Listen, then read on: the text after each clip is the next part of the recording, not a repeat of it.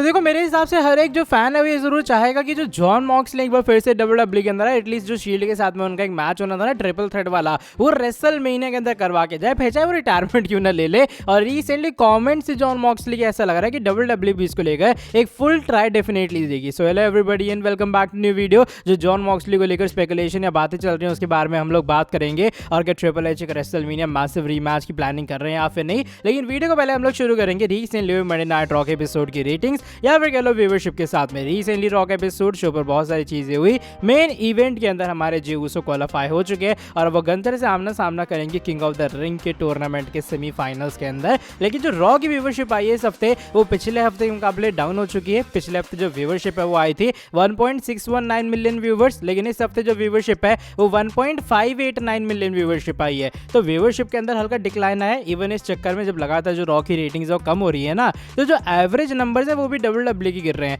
साल 2024 5 महीने होने को आए पूरे कंप्लीट, तो 5 महीने का जो पूरा एवरेज नंबर आ रहा है सामने रॉ की रेटिंग का वो 1.737 मिलियन आ रहा है, जबकि सेम टाइम पे लास्ट ईयर जो व्यूअरशिप थी वो 1.841 मिलियंस के अराउंड थी। तो ये कुछ अभी फिलहाल रॉ की रेटिंग्स को लेकर बातें थी जो कि मुझे लगा तुम लोगों को बतानी चाहिए कि रॉ की रेटिंग्स भी डिक्लाइन हो रही हैं और जो एवरेज नंबर है वो भी डिक्लाइन हो रहा है। तो धीरे धीरे करके ऑफकोर्स वो एक स्लो टाइम चल रहा है, फिर समर स्लैम आएगा, फिर व्यूअरशिप बढ़ेगी, तो ये तो चलता ही रहता है कंपनी में। बात हम लोग करने वाले रेसलमेनिया 41 लास वेगस के बारे में। ये लास वेगस के अंदर होगा ये बात तो कंफर्म है, लेकिन रिसेंटली जो वहाँ के लोकल न्यूज़पेपर्स वाले या फिर लोकल मीडिया आउटलेट्स हैं उन्होंने कुछ बड़ी बातें रिवील की हैं। तुम लोगों को बता दूं लास वेगस की जो पूरी अथॉरिटी है उन लोगों ने $5 मिलियन पे किए हैं डब्ल्यूडब्ल्यूई को कि वो रेसलमेनिया लास वेगस के अंदर आके होस्ट करवाएं, और ये अपने आप में डेफिनेटली एक बड़ी अमाउंट है। इवन यही नहीं, ये बात भी कंफर्म की जो डब्ल्यूडब्ल्यूई वर्ल्ड वाला इवेंट है जो कि इस साल रेसलमेनिया से पहले भी हुआ था वो अगले साल भी तुम्हें दिखाई देगा। यानी कि अब ये पार्ट एक परमानेंट बन चुका है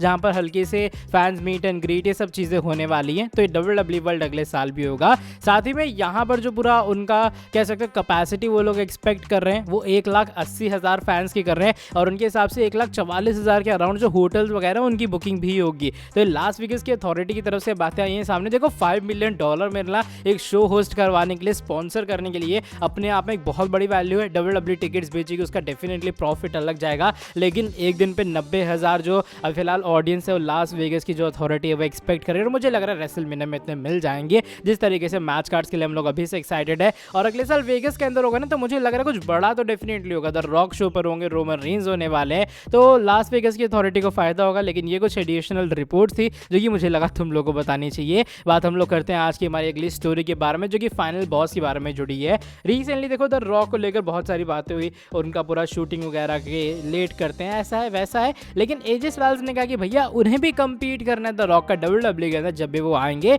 लेकिन उनकी एक अलग से कंडीशन है। कंडीशन बेसिकली एजे स्टाइल्स ने बताई है भाई वो द रॉक से अगर आमना सामना उन्हें करने का मौका मिला वो डेफिनेटली करेंगे, लेकिन उसकी कंडीशन है, वो कंडीशन ये रहेगी कि वहां पे जो द रॉक है वो बेबी फेस कैरेक्टर के अंदर कन्वर्ट होंगे और AJ Styles heel role play करेंगे। वो बेसिकली कहते हैं कि भाई मुझे एक हील के सामने आके जो कि द रॉक अभी फिलहाल बने हैं उनके सामने आके एक मीडियोकर बैड गाय नहीं बनना है, क्योंकि of course the rock final boss वाले लेवल के ऊपर चीजों को प्ले कर रहे हैं। तो एजे स्टाइल एक नॉर्मल हील उनके सामने ना मीडियोकर बुरे इंसान लगेंगे, इसलिए वो चीजें नहीं चाहिए एजे स्टाइल्स को। एजे के हिसाब से the rock baby face turn कर ले एक बार फिर से कंपनी के अंदर और मैं हील ही रहूं, तब जाके मजा आएगा, ताकि जब एजे स्टाइल्स उस टाइम चीजें हैं वो एक अलग लेवल के ऊपर ले जा पाएंगे। इवन तुम लोग को बता दो एजे स्टाइल्स ने ये भी कहा है कि उन्हें डोमिनिक मिस्टीरियो से ज्यादा बूस्ट चाहिए, और उस दिन वो मान लेंगे कि इस बिजनेस के अंदर सबसे अच्छे हील हैं। तो ये कुछ भी फिलहाल ख्वाहिश है हमारे फिनोमिनल वन एजे स्टाइल्स की, लेट्स सी वो पूरी होती है या फिर नहीं होती है। लेकिन स्टाइल्स और द रॉक के बीच में मैच, स्पेशली द रॉक की रेसलमेनिया की परफॉर्मेंस के बाद मेरे हिसाब से सभी लोग देखना चाहेंगे।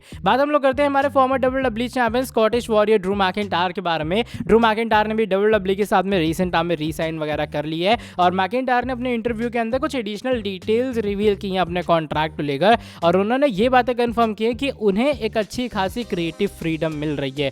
यहाँ पर ड्रू मैकिंटायर कहते हैं देखो रिसेंटली एक ट्रेंड चला अच्छा खासा, और वो ये कि सुपरस्टार्स को ना और क्रिएटिव फ्रीडम चाहिए ताकि वो और अच्छा आउटपुट दे पाए अपने काम के अंदर, और उनके न्यू कॉन्ट्रैक्ट में ड्रू मैकिंटायर को भी एक अच्छी खासी क्रिएटिव फ्रीडम मिली है। ये बात यहाँ पर मैकिंटायर ने कंफर्म कर डाली, यानी कि जो प्रोमोज जो चीज़ें अब तुम्हें डब्ल्यूडब्ल्यूई के अंदर मैकिंटायर की तरफ से दिखाई देंगी वो और इंडिपेंडेंट और वो फ्री होंगी, और वो देख के भी पता लग रहा है स्पेशली सोशल मीडिया अकाउंट से जहाँ पर ड्रू मैकिंटायर सीएम पंक को हर किसी बहाने ट्रोल करे जा रहे हैं। सीएम पंक से याद है उसका जो पूरा हेडक्वार्टर वाला टूर है ना, वो तो अभी तक मुझे याद है क्या बंदे ने कांड किए थे कुछ ही दिन पहले। लेकिन ये कुछ ड्रू मैकिंटायर के WWE कॉन्ट्रैक्ट को लेकर अपडेट है कि अब उनके हाथ में भी एक अच्छी खासी क्रिएटिव फ्रीडम है।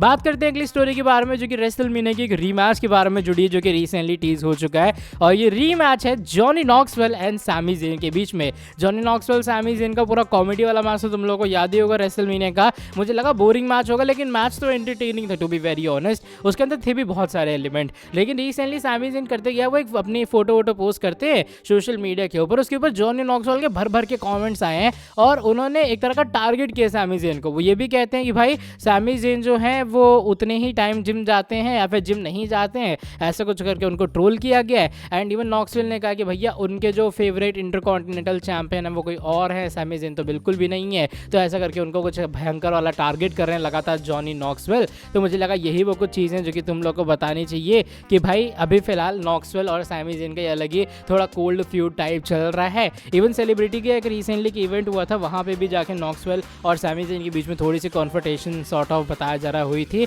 तो ये इंटरेक्शंस लगातार जॉनी नॉक्सवेल और सैमी ज़ेन के बीच में लग रहा है कि शायद इनके एक रीमैच की तरफ इशारा कर रही हैं। वैसे सैमी ज़ेन अब बेबी फेस हैं, तो नॉक्सवेल आके क्या कांड करते हैं, बस ये चीज़ें देखने लायक होंगी। अब चलो बढ़ते हैं आज की हमारी सेकंड लास्ट स्टोरी की तरफ। ये जे ऊसो के बारे में जुड़ी है एंड मे बी एक और न्यू ब्लड लाइन मेंबर की जो एंट्री है वो हो सकती है इस पूरे फ्यूड के अंदर। देखो जे जिमी के बीच में मैच हो चुका है, जे ऊसो बताया जा रहा है मोस्ट प्रोबेबली एक बार फिर से ब्लड लाइन के फ्यूड में वापस आएंगे जब रोमन रेंज आएंगे। लेकिन रिसेंटली फाइनली जे ऊसो ने बात की है ना कि क्या रिकीशी इस चीज़ का पार्ट होंगे या फिर नहीं। वो कहते हैं देखो उनके हिसाब से रिकीशी को डेफिनेटली वो चाहते हो ब्लड लाइन की स्टोरी का पार्ट बने। एंड इवन बहुत सारे लोगों ने स्पेशल गेस्ट रेफरी का जो रोल है वो बताया था हमारे रिकीशी के लिए। लेकिन जे ऊसो का मानना है कि रेफरीज को भी अलग से अच्छा खासा वर्कआउट करवाया जाता है, उनकी भी अच्छी खासी ड्यूटी होती है, उसमें भी अच्छी खासी फिजिकल स्ट्रेंथ लगती है, जो कि शायद अब रिकीशी नहीं लगा पाएंगे। इसलिए शायद ये चीज़ें तो पॉसिबल नहीं है कि रिकीशी एक मैच के अंदर स्पेशल गेस्ट रेफरी का रोल प्ले करें। लेकिन वो कहते हैं कूल प्रोमो कट करना, एक गो होम प्रोमो कट करना, ये चीज़ें जो फैंस है वो एटलीस्ट एक्सपेक्ट कर सकते हैं आने वाले टाइम में रिकीशी की तरफ से।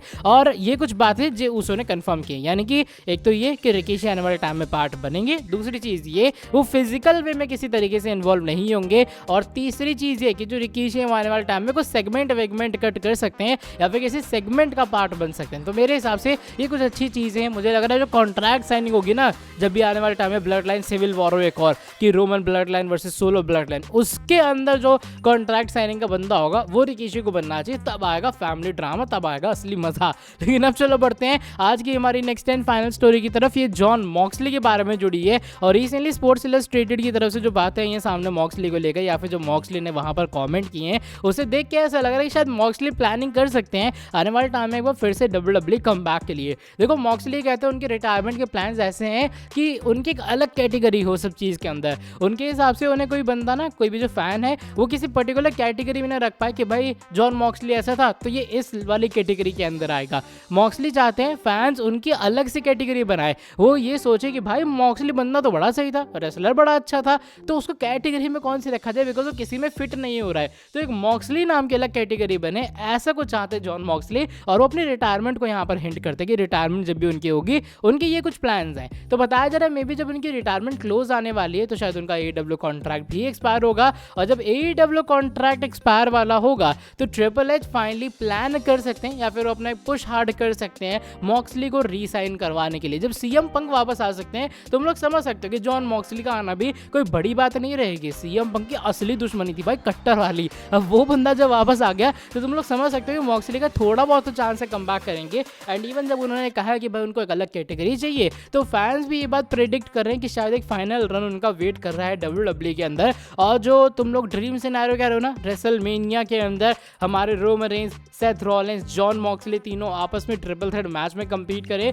तो जैसे AEW उनकी डील एक्सपायर होगी शायद ये वाला ड्रीम मैच फाइनली हम लोग को देखने के लिए मिल सकता है। बिकॉज एक फाइनल रन जो मॉक्सली का है वो शायद उन्हें एक अलग कैटेगरी देगा और फैंस भी कहेंगे कि भाई चलो मॉक्सली ने जो भी किया सो किया, लेकिन फाइनली वापस आके एक शील्ड वाला ड्रीम मैच तो दे दिया। चलो by the way that is it for today video. अगर तुम लोग को ये वाली वीडियो पसंद आई है, इस वाली वीडियो को तुम लोग नीचे लाइक कर देना। तुम्हारे हिसाब से जॉन मॉक्सली आएंगे या फिर नहीं बताना कमेंट सेक्शन में। साथ ही में जो लोग चैनल के ऊपर न्यू है, सब्सक्राइब नहीं किया, सब्सक्राइब कर देना चैनल को, बेल नोटिफिकेशन को करना ऑन। अब मैं तुमसे मिलता हूँ आके नेक्स्ट वीडियो के अंदर बहुत ज़्यादा जल्दी।